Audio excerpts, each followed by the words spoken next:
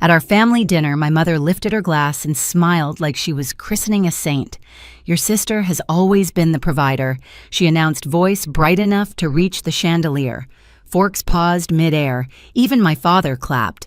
The room buzzed with practiced admiration, while my phone buzzed with another overdue payment, her payment. I didn't shout. I didn't break. I just leaned back, the candlelight catching the rim of my glass, and said, "Perfect. Then she can handle the 9,200 I've been covering for her." The silence that followed didn't sound like shock. It sounded like truth, finally finding its volume. Before I tell you the rest, tell me where you listening from, so I know I'm not the only one who's ever been humiliated at her own dinner table. Growing up, I used to think our family dinners were a performance, and Mom was the director. Every seat had a role, every smile a cue. Dad always opened with a toast about gratitude. Mom handled the script of appearances, and my sister, Elise, she was the star. I was the one who made sure the lights stayed on behind the curtain. When I was 10, Mom once told a neighbor, "Elise is our golden girl. Linda's our helper." I remember laughing along, pretending it didn't sting. That line followed me into adulthood through every family photo, every holiday, every conversation where Elise's name came up like a medal being polished. Elise, my older sister by 3 years, has always known how to look like she's winning. In high school, she was the cheer captain. In college, the one who networked her way through semesters, she barely passed. She had that effortless charisma. People wanted to believe in her. I learned early that someone had to do the believing for both of us. Mom Linda Fischer worshipped that image. Her world revolved around perception, what people said at church, who got invited to whose charity gala, what photos made the annual Christmas card. To her, love looked like applause. And my father, Richard, the silent type, believed in keeping the peace at any cost. When things got tense, he'd clear his throat and quote something about family unity, as if words could glue the cracks. So when Elise's life started slipping, jobs lost rent, late excuses multiplying, no one said a word. "She's figuring things out," Mom would say. "Everyone needs time." The problem was, I kept paying for her time. Literally. 6 months ago, she'd called me breathless from a parking lot saying her funds were frozen. Her bank made a mistake.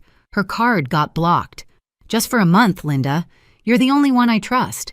I'd believed her, because that's what I do. I fix things. I co-signed. I covered the payments. And while I was cutting back on groceries to make up for it, her feed was a montage of rooftop brunches and new beginnings. At work, my phone would buzz during meetings. Late fees alerts, interest climbing. I'd send her reminders, polite at first, then pleading. She'd reply with hearts, "And you're an angel." I told myself it wasn't malice, just irresponsibility. I told myself she'd make it right. Then the family dinner invitation came. Thursday night formal attire, special announcement. Mom said it like she was producing a show. I showed up out of habit, not hope. The house smelled like candles and control, rosemary, chicken, polished silver, and the faint sweetness of denial. When Dad raised his glass and declared Elise our provider, it wasn't a surprise. It was a ritual. A story they'd rehearsed so long they forgot it wasn't real. But something in me, quiet, buried, exhausted, finally stood up. That was the night I decided I wouldn't be their helper anymore. The moment my father's words hit the table, "To Elise, our provider," something in me went very still. Everyone lifted their glasses on cue, faces glowing with polite admiration. Aunt Nora's rings clinked against her wine glass. Uncle Drew muttered, "Hear, hear," like he was toasting a promotion. Elise smiled that perfect press-ready smile, the one that could charm a loan officer or a therapist in equal measure. I kept mine fixed and shallow, the kind that hides everything. The crystal rim of my glass tapped my tooth, a small sharp ping that echoed louder than the applause. Mom reached over and patted my hand. "You look tense, honey. Be happy for your sister. She's worked so hard." Worked? I thought of the bills stacked in my inbox, the statements marked past due, the nights I sat balancing numbers that weren't even mine. Elise had worked me harder than any job ever had. Across the table, Elise leaned in her perfume, sweet and heavy. "You've been quiet all night, Linda," she said softly, loud enough for everyone to hear. "You okay? Maybe you're just overwhelmed." That word. Overwhelmed. She'd used it before every time I tried to hold her accountable. It was her favorite dismissal, sweet poison wrapped in sympathy. I watched the candlelight tremble between us. "I'm fine," I said, my voice even, but my fingers tightened around the stem of the glass until I could feel the pulse in my hand. Dad cleared his throat again, always the judge restoring order. "Your sister's been a rock for this family," he said. "We're lucky to have someone so dependable." The irony almost made me laugh. Elise's gaze flickered, maybe sensing the shift. For once, she didn't control the room. My phone buzzed under the napkin, another reminder, minimum payment due. The sound might as well have been a countdown. The table buzzed with small talk, but all I could hear was the hum in my ears, the steady roar of blood and resentment. I thought of every apology I'd swallowed, every, "it's fine," I'd offered to keep peace that never included me. Then Dad lifted his glass again. To Elise, he said, smiling. That's when I exhaled slowly, leaned back, and felt the calm wash in the kind that comes before you finally stop being quiet. I remember the exact second it happened, the shift from silence to certainty. My heart wasn't racing. It had slowed steady and cold. The same way it feels when you realize the fire's not spreading anymore, it's burning clean. Dad's toast faded. Someone laughed softly, awkwardly, and Elise turned her smile toward me like a spotlight. "Linda, don't look so serious," she said. "You're making everyone nervous." I set my glass down carefully, the sound sharp against the linen. The candles flickered. For years, I'd been the one to smooth things over, to apologize when someone else broke the rules. That night, I felt the last thread of that instinct snap. "Perfect," I said, my voice calm, almost detached. "Then she can handle the $9,200 I've been paying off for her." It landed like a thunderclap. The clinking stopped. Forks froze mid-air. Even the old radiator in the corner seemed to hold its breath. Mom blinked first. "Linda," she whispered, as if volume could erase the truth. "Sweetheart, that's not dinner conversation." Elise gave a short, nervous laugh. "What are you talking about?" I reached into my bag, pulled out a thick envelope, and placed it gently in the middle of the table. "These are the statements," I said. "Payments, receipts. Every charge you made that I covered so your credit wouldn't tank." Dad's face stiffened, the mask of control slipping. "You should have come to us privately," he said. "I did," I answered. "Twice.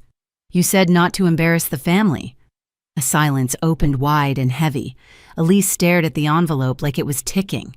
"You're exaggerating," she tried, voice trembling now. "I told you I'd fix it." I looked at her, not angry, not even sad, just done.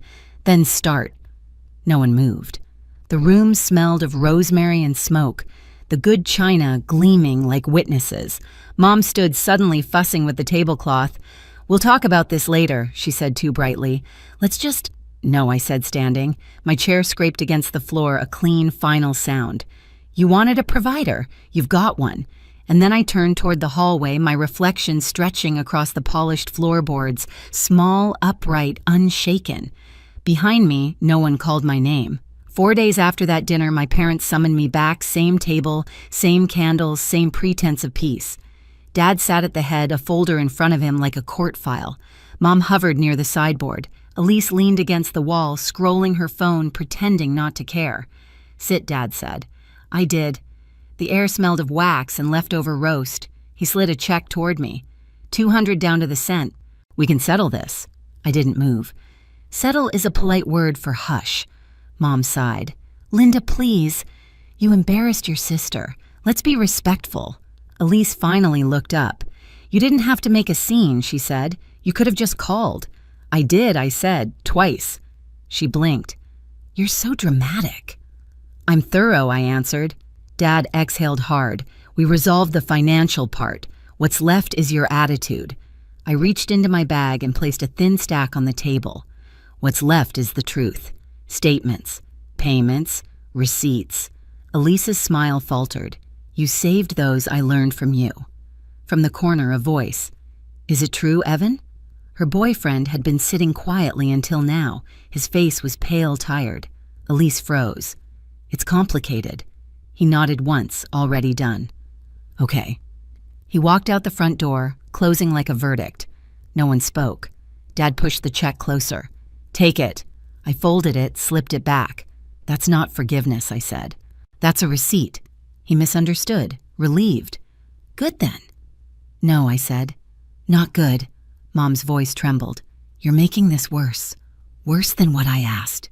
Paying for your show while you clap for the star. The candles hissed. I gathered the copies, stood, and left. No one followed. For weeks, silence. Fischer family silence means control everyone rewriting the story before it spreads. Then one night, a message blinked in my inbox. Subject high. I think your sister scammed me. Her name was Tara. She'd worked for Elise's so-called women in tech startup that never existed. She sent me everything: messages, invoices, screenshots. Elise had recruited young designers, promised equity, then vanished. I read until dawn, heart hammering, a strange, calm building underneath. 2 days later, Evan showed up again holding a small drive. She left this, he said. You'll want to see it. Inside was a spreadsheet titled Bridge Loans, a list of people, amounts, notes, family, friends, coworkers. Beside my name, Linda, $9 and $200, cleared, backstop.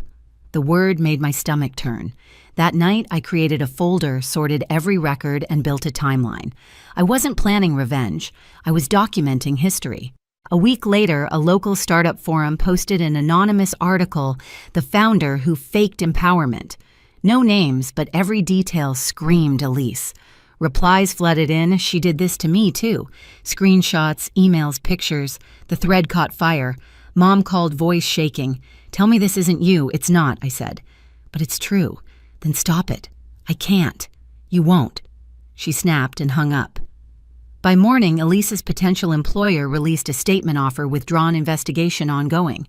Dad showed up at my apartment that evening. Older slumped. He held out an envelope. $15,000. To cover the rest. I didn't take it. Money isn't what I need, I said. Accountability is. He looked at the floor. I thought I was keeping the peace. No, I said quietly. You were keeping the performance. He nodded once, almost relieved to hear it spoken aloud. On Monday at 9 a.m., I pressed publish. The article was titled, The Golden Daughter Family Silence, A Sister's Lies, and the Cost We Paid. It was clean, factual, impossible to spin. The dinner, the debt, the fake company, the victims, the bridge loan file. I signed my name at the bottom and closed my laptop. Within an hour, it spread. By noon, 70,000 shares. Some people called me brave. Others called me cruel. I didn't read most of it. I just let the truth breathe. That evening, my parents' email arrived. We're deeply hurt by your decision to make private matters public. For now, it's best we end all contact. They were still writing scripts. They just didn't have an audience anymore. I sat by the window, city lights flickering below, and felt something I hadn't in years. Quiet, not forced, not fearful. Just quiet that belonged to me. The story was out there. The performance was over. The morning after the article went live, the world felt unnervingly normal. Same coffee smell, same traffic hum outside my window, but underneath everything had shifted. For once, I didn't wake up checking due dates or family group chats. The air in my apartment felt wider, lighter. By noon, the headlines had changed from gossip to impact. Women who'd worked with Elise came forward publicly, confirming every detail. Her name trended beside words like fraud and exploitation. My inbox filled with messages, not hate, but gratitude. Thank you for saying what we couldn't, one wrote. You just saved someone else. Mom called again, voice cracked thin. She's broken Linda. She can't leave the house. She's facing consequences, I said. That's not the same as being broken. She's still your sister. I know, I whispered, and that's what makes it hurt. There was silence, then the sound of her quiet crying. I didn't hang up. I just let it exist between us, the weight, the grief, the cost of truth. That evening, I drove past their house. The porch light was off for once. No dinner chatter, no glow from the dining room where everything had unraveled. I didn't stop. I just looked through the windshield at the windows that used to frame my family's perfect picture and saw what I'd never seen before, peace in absence. When I got home, I opened my laptop. The folder I'd once labeled evidence now sat renamed closure. I backed it up to the cloud, encrypted untouchable. Not to hurt anyone, not to gloat, just to remember. Sometimes justice isn't loud. It's a clean breath after years of swallowing smoke. I didn't destroy my family, I just stopped being their silence. They called it betrayal. I called it release. For years, I'd carried their secrets like a second skin proof that love meant loyalty, that silence meant strength. But silence doesn't keep you safe. It just buries you quietly under other people's comfort. When I finally spoke, I didn't burn the bridge. I built a boundary. Now, when people ask about my family, I don't flinch. I tell them the truth. Some stories end when you stop editing them to please everyone else. I still don't know if my parents will ever call again or if Elise will ever say she's sorry. Maybe that's not the point, because peace isn't the applause after the chaos, it's the quiet that stays when the noise is gone. If you've ever drawn a hard line with your family, tell me, what did it cost you?